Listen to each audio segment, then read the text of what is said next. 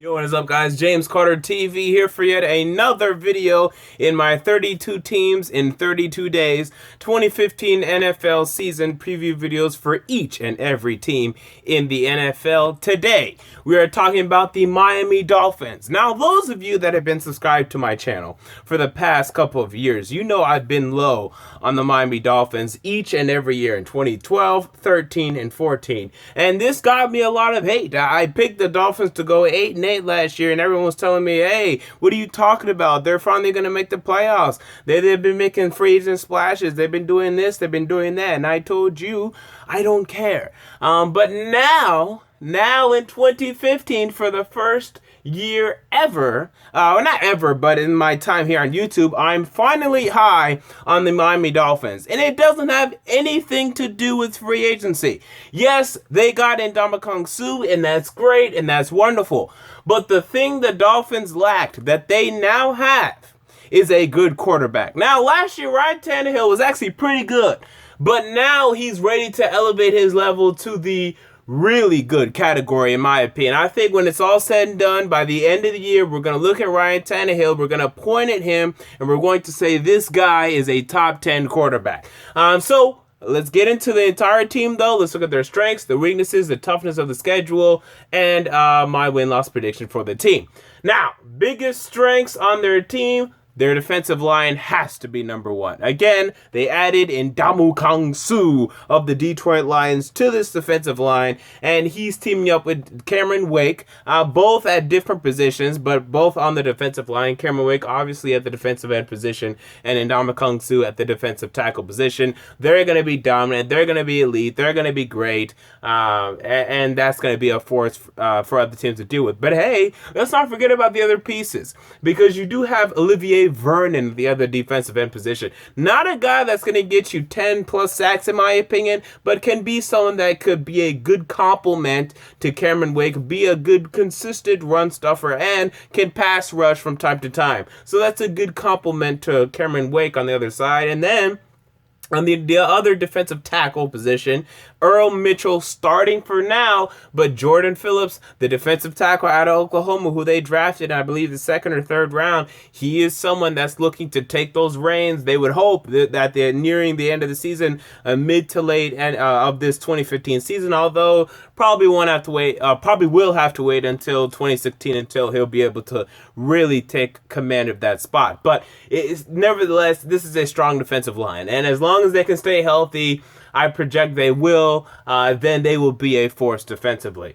Next strength for this team, I really like the wide receivers. Now, this is a little bit of a projection because we don't really know how Devontae Parker will do in the NFL, but I have faith and I have confidence in him. They were able to get him. I don't know how, because I thought the Minnesota Vikings should and will regret not drafting him. But they were able to get him. Now, he's having some injury problems in training camp, and we're not sure if he's going to be healthy for week 1. But once he's on the field, once he gets going, once he develops a chemistry with Ryan Tannehill, this is a player that you need to look out for. He could really do something. And what a great pick I think Jarvis Landry was last year in the 2014 NFL draft. And this is a guy that did some good production for the Miami Dolphins, and I think he's going to explode. Draft him in your fantasy league, kids. I mean, I think Jarvis Landry is really going to arrive and show up in this 2014 or 2015 season. And it goes, I mean, it's actually unbelievable. It's actually going to be so unbelievable to think 5 years from now,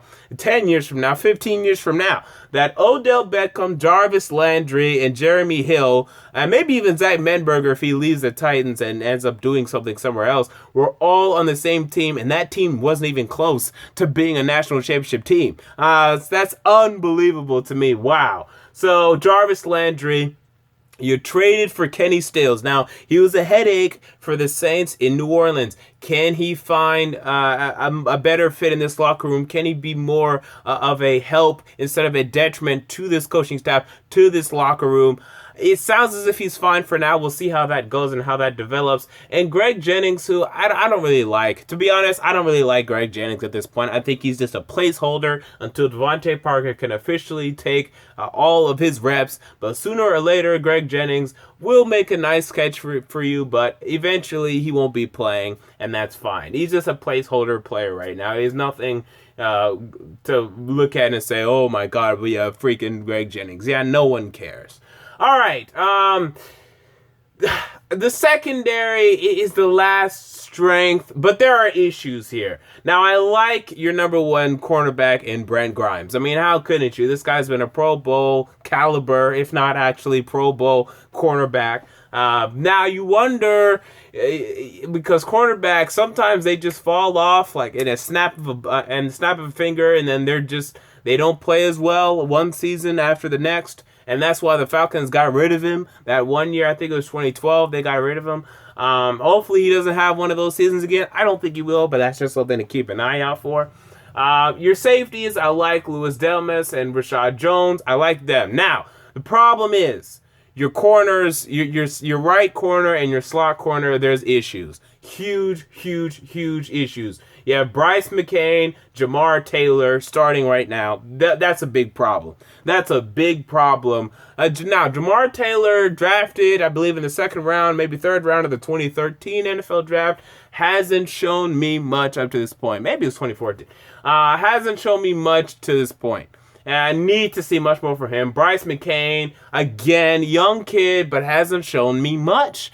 Now, they drafted another McCain in this draft, and maybe, I think it was Bobby McCain, I believe. I can't remember what school he went to right now, but I think in Memphis. And go ahead, yell at me in the comments for not knowing that. Hopefully, he'll be able to do something, because these corners, I don't think they're good. So 3 out of the 5 parts of the secondary are good, but 2 are suspect. Now, let's get into their weaknesses. I don't like... Well, the running backs also. The running backs... I guess the running backs might be a strength as well. Lamar Miller, I think, is underrated. Jay Ajayi may be able to do something, but it's just, I think you just have one, and then everyone else is a question mark, or who cares? Like Michael Gillis-Lee. Like, who cares? So, weaknesses now. Your offensive line, it continues to be an issue. Now, it's better. Brandon Albert should be back, should be healthy week 1. In fact, he's back in training camp now. Hopefully, he's accustomed and ready to play week 1. Your center, Marquise Pouncey, good. Or maybe it's Mike. Mike Pouncey is... which one is it? I'm sorry. I think it's Mike. I'm putting my money on Mike. Mike Pouncey in the middle. You're fine there. Now, your problem is this. Your guards, who? Who are your guards? Okay, Billy Turner, North Dakota State, 3rd round, maybe 5th round. What is he going to do? Who knows what you're going to get from him? He didn't play much in 2014, so no one knows. Jamil Douglas, don't know what you're going to get from him. He's a rookie. You draft him this year. Who knows what you're going to get from him? Dallas Thomas out of Tennessee started a lot last year, wasn't very good. So your guards suck. Or we don't know what we're going to get from them. Now, I know Dallas Thomas sucks. We know that. So, will Billy Turner or Jamil Douglas do something? I don't know. And your right tackle, Juwan James, you drafted him way too early in the 2014 draft. He was below average last year. Hopefully he can improve. If he can, great. I don't think it's going to happen. So your offensive line remains to be an issue. Now, luckily for you, you don't need to put up that many points now that your defense is actually becoming formidable. But your offensive line is still an issue, okay? That's just the way it is. Your linebackers. Now, Koamisi in the middle. Okay, that's your best linebacker by far. Outside, there's issues. You have McCain and you have Jenkins. Jenkins is a guy that has shown to be pretty consistent in his career. You also have Kelvin Shepard, who can come in there for a snap or two. You traded away Donnell Ellerbe, fine. He wasn't very good. But beyond Koamisi, I don't really trust these guys in this linebacker core. So that's a problem there. But those are the 2 big weaknesses. It's the offensive line and the linebackers. Although even on both units, there are good players there, and there are question marks. I just don't know what you're going to get from those certain question marks. There's not a lot of depth, though. If there are some injuries on this team, they will be in trouble. The only position with pure, strong depth is wide receiver. Because, okay, if Kenny Stills gets injured, fine. We have Devontae Parker, and we still have Greg Jennings, and we still have Jarvis Landry, and hell, even Rashard Matthews can make a play or two. But besides that, there's no depth on this team, guys. If Cameron Wade goes down, you're screwed. And Ndamukong Suh, you're screwed. Earl Mitchell, well, maybe, I guess, Earl Mitchell and Jordan Phillips could start on the defensive line, but you don't want that. Koamisi, you're screwed. Rashad Jones, you're screwed. Although you did draft, I think, Cedric Thompson, a safety in one of the later rounds this year. Louis Delmas, you're screwed, although Walt Aikens is behind him. We haven't seen him much for him to think he'd actually do anything. Tight ends, you're fine. Offensive line, yeah, you're screwed. So really, what's concerning to me about the Miami Dolphins, your depth sucks. Now, it's a pretty good starting unit, but I wouldn't be surprised if the story for the Miami Dolphins this year is they looked ready to do something, and then they started getting some injuries, and then they fell off, and they weren't able to make the playoffs, and Joe Philbin is done, even though, well, there are injuries, and then the big front office is like, hey, we don't care. That could be the story. Now, this is the most interesting thing to me, and it's the schedule. The schedule is very, very, very, very intriguing. The story will be very, very, very interesting. The Dolphins could start off 6-0. And Dolphins fans, you already know this. You've looked at this, and that's probably what you're hoping and predicting for. You go at Washington, they were 4-12. You go at Jacksonville, they were 3-13. You host Buffalo, you host New York Jets, you go to Tennessee, and you host Houston. You could really go 6-0. And the hardest game there, to me, because I don't really care about the Houston Texans as much as everyone else does, is hosting Buffalo and going to Tennessee. Those are your hardest games in your first 6 games. Hey, I think that's a pretty generous schedule. So you guys really could start off 6-0, 5-1, 4-2 at worst. At worst, 4-2. But then the issues begin as you go to New England, to Buffalo, and to Philly. Now, I know what you Dolphins fans are going to say. Oh, Buffalo's no problem, man. We can beat them. No, you lost in Buffalo 29-10 last season. Don't act too cocky. You have your problems in Buffalo. You do. Okay, so now maybe your defensive line could take advantage of their offensive line, but you've had your problems in Buffalo. So, come on.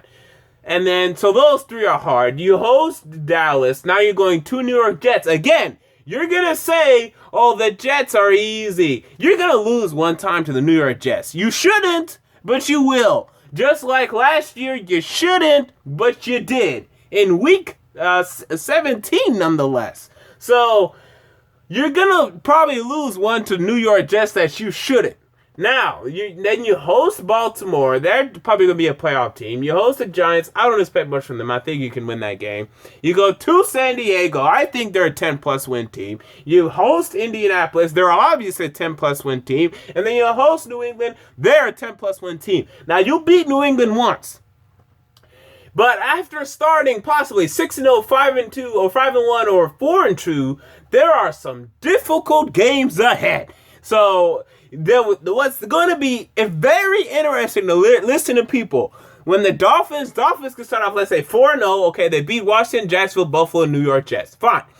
The Patriots, on the other hand, starting Jimmy Garoppolo, could start off 0-4. Everybody will be yelling gloom and doom, and maybe they should.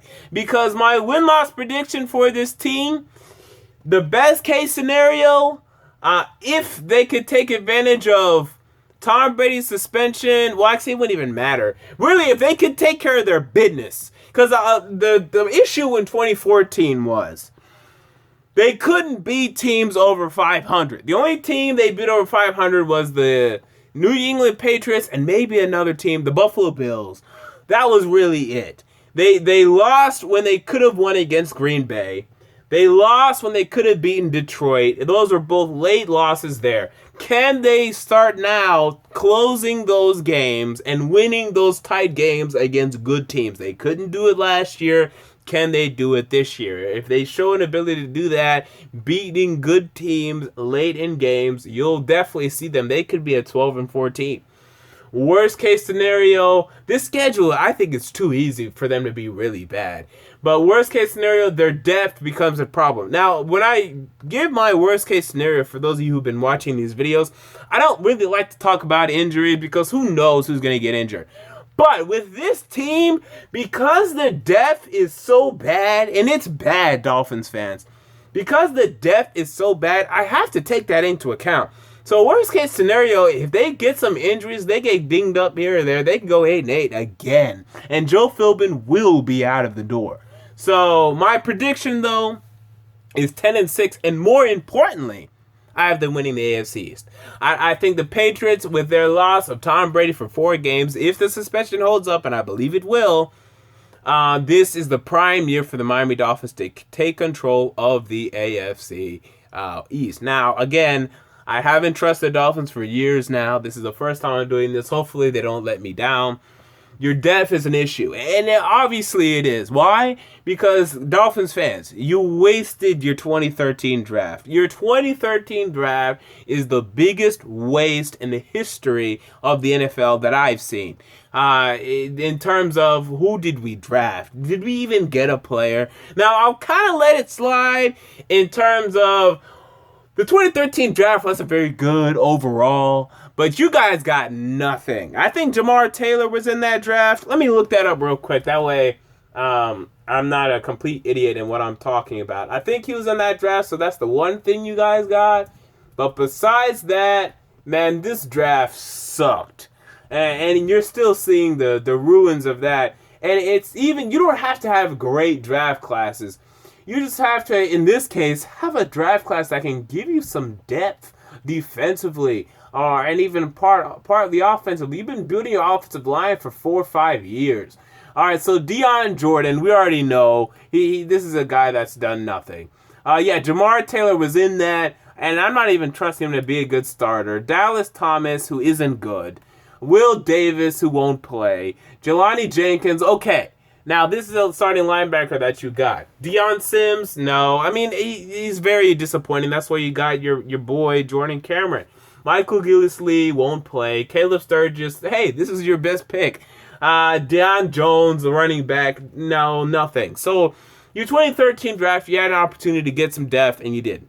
I guess you'd say you got some, but not very good depth. Now, you got your Jelani Jenkins. That's the impressive one, and your Caleb Sturgis.